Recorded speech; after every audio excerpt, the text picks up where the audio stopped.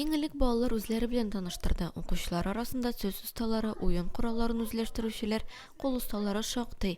Һәркайсының кызыксынган өлкәсе булу жюри әгъзаларын һичшиксез сөендергәндер.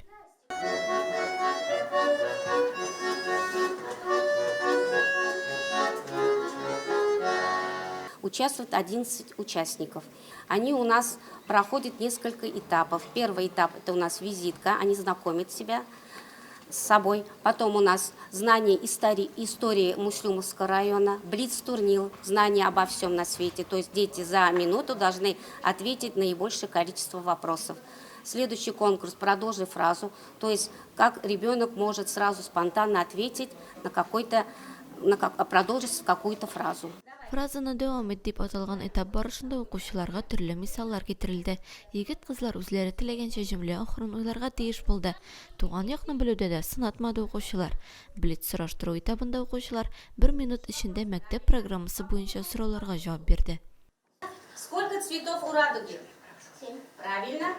Без үзебез турында сөйләдек. Блиц турнир булды, сорау биреп, җавап бирергә тиеш идек. Аннары безгә черный ящикта нәрсә булды, анда белергә кирәк иде.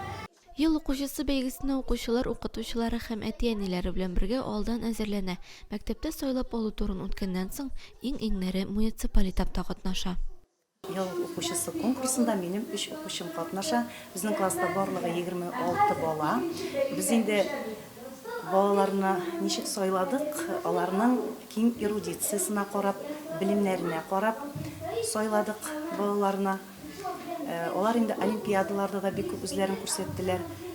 Һәм инде гомумән гел алдынгы булдылар. Шуңа күрә аларны сайладык. Минем класста инде 4 бала татар теленнән олимпиада призеры да булды әле. Минем 2 укучым, шуның берсе Шәрифуллин Рүзәл. Рүзәлләрнең гаиләләре бик нык баланың үсешенә, тәрбиясенә игътибар бирә торган Рауилә һәм Ринатлар. Аларга мин зур рәхмәтемне әйтер идем, чөнки баланың интеллектын үстерү, баланың сөйләмен үстерү, баланың кругозорын үстерү өстендә бик нык эшли торган гаилә. Нәтиҗәдә Мөслим гимназиясеннән Сафия Фазлыева гран-при алды. Шулык мәктәптән Әмин Гәрәев 1нче урында. Мөслим лицейнан Аяз Юнусов һәм Мөхәммәд Мөглиев 2нче һәм 3нче урынны бүлеште.